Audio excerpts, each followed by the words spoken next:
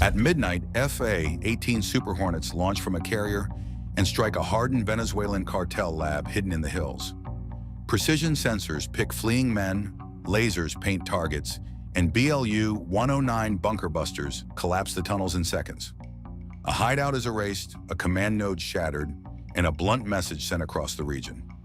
This is modern naval air power, fast, surgical, and utterly unforgiving. On August 15th, the president ordered 3 Aegis-equipped Arleigh Burke-class destroyers to steam into the southern Caribbean near Venezuela. Gravely, USS Jason Dunham, and USS Sampson. The move was described by U.S. officials as part of a push to pressure transnational criminal groups Washington has labeled threats to U.S. security and to disrupt sea routes used to move fentanyl and other drugs. USS Gravely is a Flight 2IA Arleigh Burke destroyer built for multi-mission work. Gravely uses the Aegis Combat System, a linked set of radars and computers that track air and surface contacts and guide defensive missiles. The ship has a Mark 41 vertical launch system able to fire standard surface-to-air missiles, Tomahawk cruise missiles, and ASROC anti-submarine rockets. It can operate 2 MH-60 helicopters from its hangar and flight deck, extending the ship's search and response reach well beyond the hull. Gravely's propulsion package, gas turbines driving 2 shafts, gives it the speed and endurance to sustain long patrols. The ship carries a crew trained in air defense, anti-submarine warfare, and boarding operations, so it can shift quickly from surveillance to action when intelligence or rules of engagement allow. Gravely's name honors Vice Admiral Samuel L. Gravely Jr., a historic figure in the U.S. Navy. The ship carries that legacy in its patches and in the way sailors talk about duty and first. That symbolic weight matters on long deployments. Names and history are part of what keeps a crew focused when watches are long and the sea is empty. Operationally, Gravely will likely be used as a high-end sensor and missile node, monitoring aircraft and surface traffic, protecting other ships in the group, and providing missile response if a high-value threat is identified. USS Jason Dunham brings similar weapons and a few public notes about recent operations. Like other Flight 2IA Arleigh Burkes, Jason Dunham has the Aegis system, VLS cells that can fire Tomahawk, Standard, and ASROC rockets, and a hangar for MH-60 helicopters. The ship is roughly 509 feet long and built to sustain long deployments, participate in carrier strike groups, and conduct independent patrols. Public Navy releases show Jason Dunham has returned from extended deployments and worked with carrier groups and allied navies, which speaks to its training and interoperability with other U.S. and partner assets.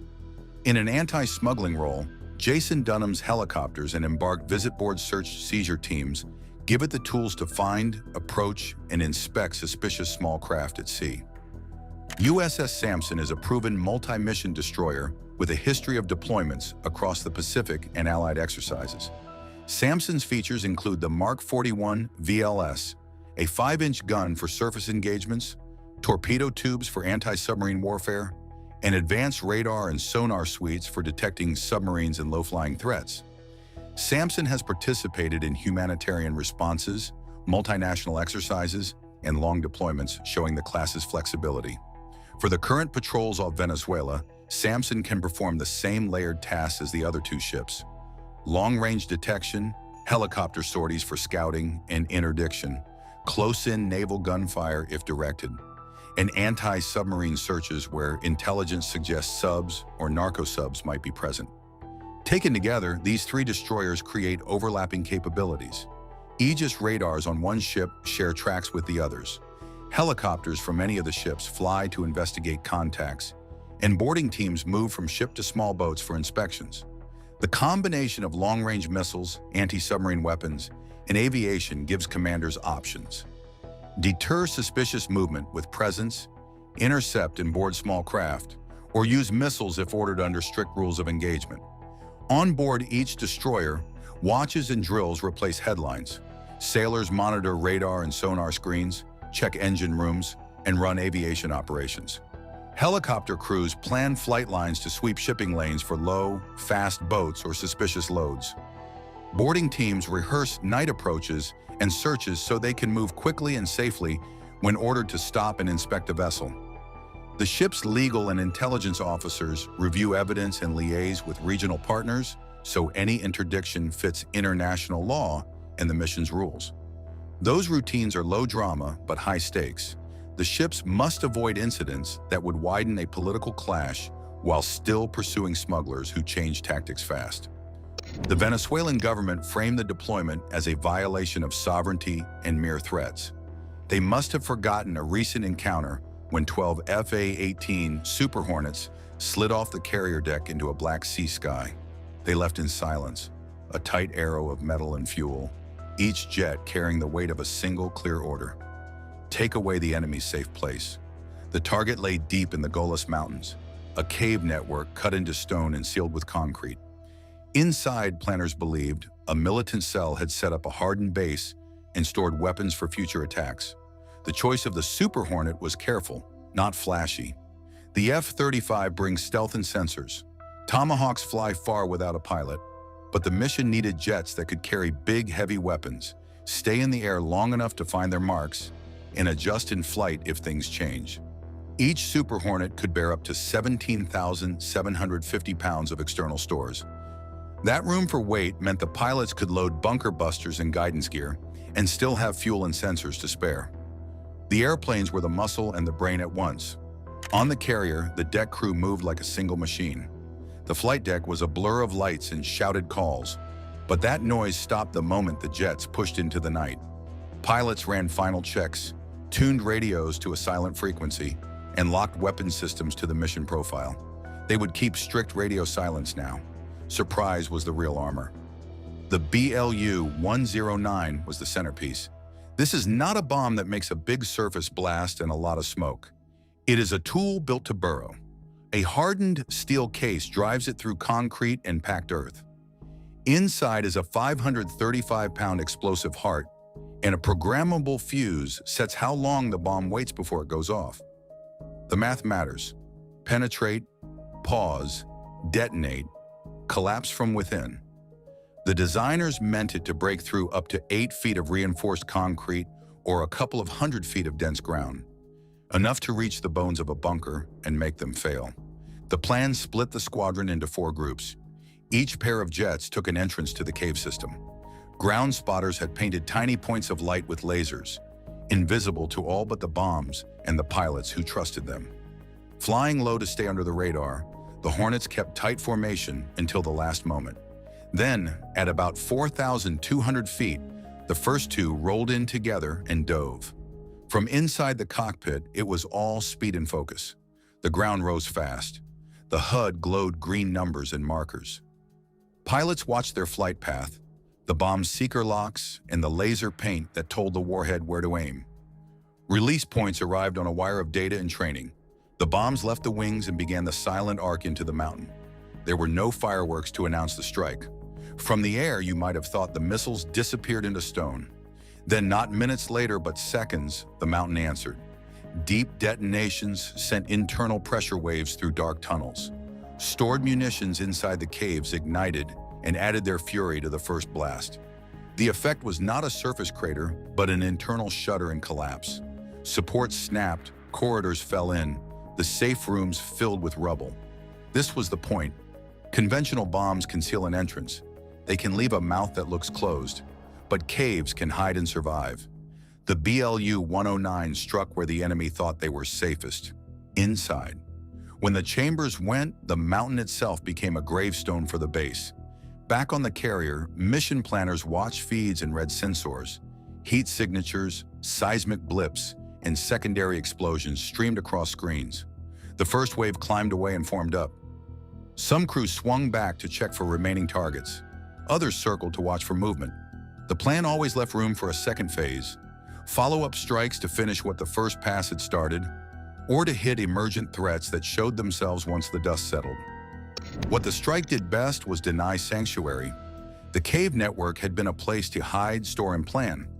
After the blast, the pathways that let militants move and resupply were gone or too dangerous to use. The mission did not seek only bodies, it aimed to remove the place itself as an option. The war in the dark is a war of rooms and routes. Take the rooms away, and the routes collapse. Precision mattered at every step. The BLU-109 needed a precise hit to reach the pocket of space it would destroy. Lasers from ground teams, special operators who risked being close enough to paint targets, had to be steady and true. Pilots had to time their dives perfectly. The bomb's programmable fuses had to count their fractions of seconds and detonate at the depth that would cause the most structural failure. One mistimed moment, one misread guide beam, could mean the difference between collapse and a wasted strike. When the first wave climbed to safer air, they watched the results. Secondary fires flared and then died. Smoke climbed in thin columns. The mountain's face bore new cracks and scars, but that was not the real measure. The caves, the chambers, the storage pits, they were no longer serviceable. Men who had planned on hiding there would find no practical shelter. Tools and weapons could be buried or destroyed. Plans could be erased. The strike showed another lesson. A small number of aircraft, with the right weapons and accurate intelligence, can do the work that once needed entire campaigns. Years ago, hitting a mountain hideout might have required days of bombing, long runs of ordnance, or a ground assault that risked many lives. Here, a dozen jets in one synchronized hour reached deep, struck hard, and left the terrain unusable. That precision reduces collateral damage and concentrates force where it counts. The operation did not end with the explosions. After the smoke thinned, teams moved in to assess. Sensors told them the major chambers had collapsed. If any militants had survived, escape routes would be narrow and tracked. If any weapons or intelligence caches remained partially intact, follow-up teams would find what the strikes had exposed. The strike's success was both physical and informational. The blast removed shelter, and it revealed what the enemy had hidden. Still, the battlefield kept speaking. Secondary explosions had thrown debris and caused local shifts in the mountain. The aftershocks mattered. The planning staff knew that war has quiet echoes. Caves that seemed dead might hide small pockets where survivors cling to life. Slow, methodical searches would follow, but the initial goal, deny the enemy a safe base, had been achieved. This sort of strike is not about spectacle. They broke the action into a single pulse. Find, fix, strike, and finish. All inside 5 minutes. It began with a flicker on a screen and ended with a chain of command that no longer worked. The AN/ASQ-228, Advanced Targeting FLIR under one Super Hornet, did the seeing.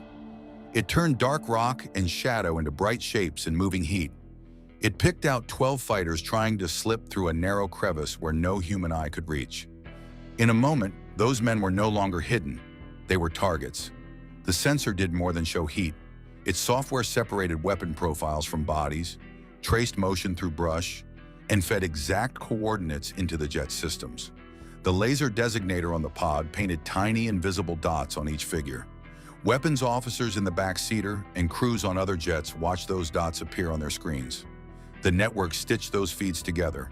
One jet could track, another could confirm, and a third could release a bomb, all without a single person on the ground calling the shot. When the command came, the pilots did not chatter.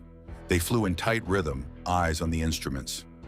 The Super Hornet carried both the sensor and the weapons needed to make the strike count.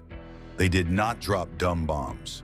They mapped each target with laser precision and timed each delivery so the blast hit at a depth calculated to collapse the caves from the inside. The BLU-109s were the right tool for that job. Heavy, hard-cased, built to dig through concrete and packed earth and then detonate where it hurt most. What made the kill chain fast was the way the systems linked together. Data moved as if there were no distance between aircraft. Target tracks updated in real time. The weapons crews saw the same picture that the sensor saw. Identification, targeting, and firing happened as a single flow. That flow closed the gap between detection and destruction. By the time the enemy realized they were exposed, there was no time to run. The strike hit near simultaneously across the crevice. The bombs went in, and the mountain spoke from inside. There were no showy crashes on the face of the cliff. The effect was internal. Tunnels bowed and supports failed. Pressure waves rolled through chambers and ignited ammo the fighters had stockpiled. Pieces of the network collapsed into powder and wreckage. Men who had planned an escape found their exits blocked by fallen stone. The result was immediate and strategic. The enemy's chain of command fractured as leaders and messengers were cut off, buried, or scattered. Orders stopped flowing. Units that had depended on a central base found themselves isolated and blind. The operation did more than destroy fighters. It broke the system they used to coordinate attacks. In war, ruining a single node can create ripple effects that spread faster than any reinforcements. This outcome was not an accident. It came from rehearsal, training, and a shared doctrine. Sensors and shooters must think as one. Pilots trained for common movements. Weapons officers learned to read the images the same way. Mission planners rehearsed the handoffs until the most complex actions felt like muscle memory. With that discipline, the whole machine could move as one thought, shaving minutes off a process that used to take hours or days. Technology made that thought possible, but people made it real. Pilots watched the images and verified what the system suggested. Weapons officers ran the math and set fuses to the exact millisecond. The carrier strike group's command staff stayed 2 steps ahead, ready to shift targets, order a second pass, or abort if civilians appeared. Each role mattered. A single mistake could waste a strike, or worse, carry consequences for innocent people. That margin for error forced calm and precision at every level. The system also changed how commanders judge risk. With a standoff sensor like the AN/ASQ-228, jets could stay well beyond the reach of most shoulder-fired threats. That distance let them run longer, watch harder, and fire from positions that kept pilots out of immediate danger. Yet safety did not mean sloppiness. The reliance on sensors required perfect discipline on the ground teams who lasered targets, and ruthless care from pilots who had to trust the data. What happened next showed the flexibility that made the strike decisive. Heat signatures revealed movement in a side tunnel. Rather than head back to the carrier and wait for a new plan, some Super Hornets called for fuel. Mid-air refueling kept them on station. They topped off from tankers, synced with the rest of the group, and executed a second targeted strike minutes after the first. The ability to refuel and re-engage without returning to base turned a single raid into a sustained pressure campaign in real time. That loop, detect, strike, refuel, strike again, kept the enemy from reforming.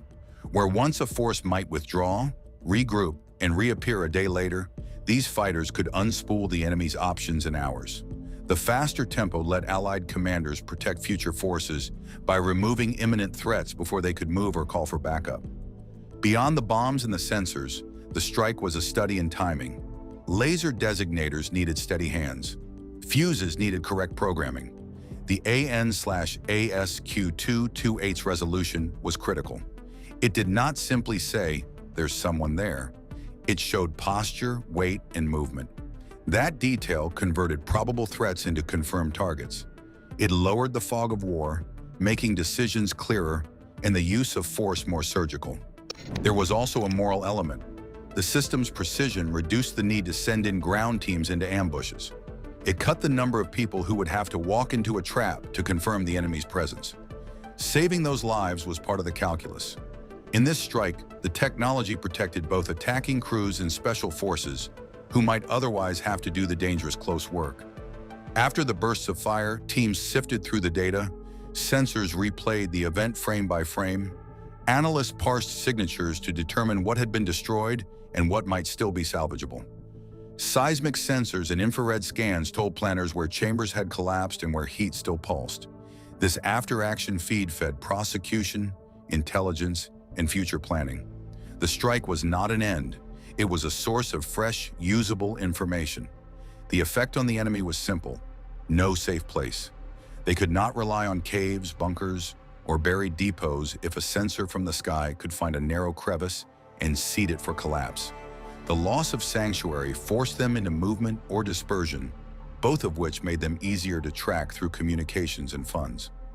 The psychological shock of seeing a base erased in minutes also spread doubt among survivors, undermining morale and loyalty.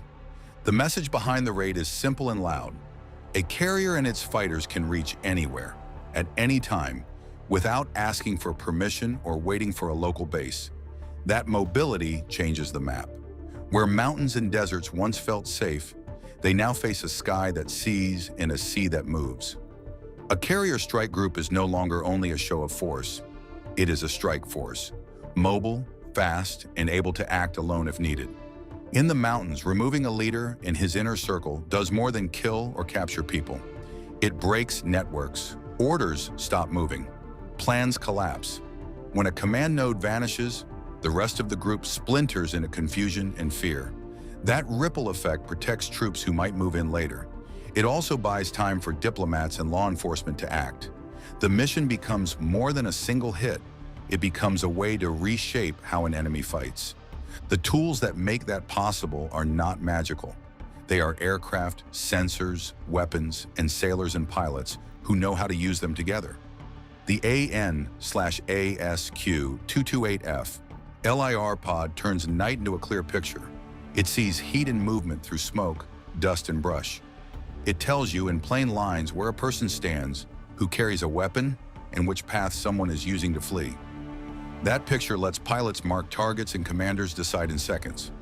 Flight deck crews and pilots call the Super Hornet the Rhino because it grew into the role. Bigger, tougher, and more lethal than its predecessors. It is not just a jet for dogfights, it is a flying toolbox. It can carry heavy bombs like the BLU-109 and still have range and agility. It can patrol for hours and then dive for a target the same night. That blend of power and endurance matters when targets hide under rocks and behind trees. Those twin Pratt & Whitney engines give the Rhino thrust. They push the jet fast enough to cross miles of air and to escape danger. The shape of the jet, swept wings and leading-edge extensions, keeps it nimble when a pilot needs to turn tight or dodge threats. But raw speed and maneuverability are only half the story. The Hornet's real strength is its systems.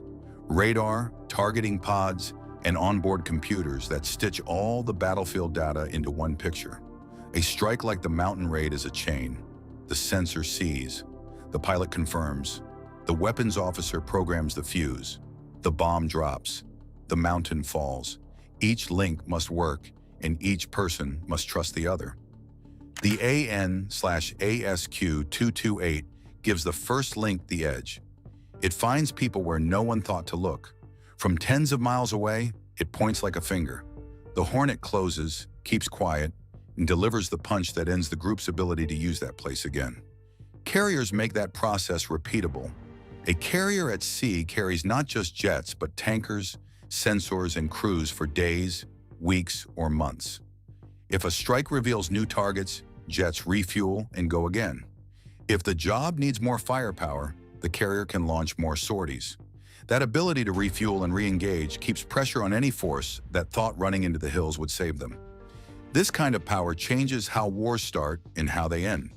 In the past, hitting a fortress might have required a long planning cycle, local permission, and a ground force to clear the wreckage. Now, a carrier can act on its own intelligence and strike within hours. That speed closes the door on escape. It also reduces the need for massed forces on the ground, lowering the risk for soldiers who would have to clear a hardened site by hand. But speed and reach do not mean rough tactics. Precision is the aim. The BLU-109 is a tool designed to break what hides under the earth and concrete. It does not leave a wide blast zone. It goes in deep and detonates, where it will collapse internal chambers. That limits surface damage and focuses destruction where it matters. Combined with the targeting pod's ability to single out people and movement, the result is a strike that ends a base without flattening an entire mountain or village. There is also a legal and political edge to naval air power. Acting from the sea avoids the need for host nation bases. That can matter in places where local politics are fragile or where asking permission would slow action to the point of uselessness. A carrier off the coast holds options: to act, to wait, or to withdraw, all while staying technically independent. For commanders, that freedom is valuable. It lets them respond to threats fast without becoming entangled in local disputes. Technology also speeds the decision loop. Real-time data flows up from the pod to the jet to the carrier and to command centers ashore. That flow means a new picture can create a new plan in minutes. A fleeing group spotted in a crevice can be marked, struck and finished before it finds another hiding place. The tempo of war increases, the enemy's window to adapt shrinks. Finally, there is the human side. Sailors on a carrier, pilots in cockpits, and ground crews on the deck all accept risk to keep the system running. They also know their actions have consequences beyond the immediate blast. Taking out a mountain base can save future lives, of soldiers, of civilians, of aid workers. But it can also harden attitudes and push fighters to new tactics. That is why follow-through matters. Arrests, prosecutions, and efforts to cut off finances and safe havens after a strike keep the pressure firm and fair.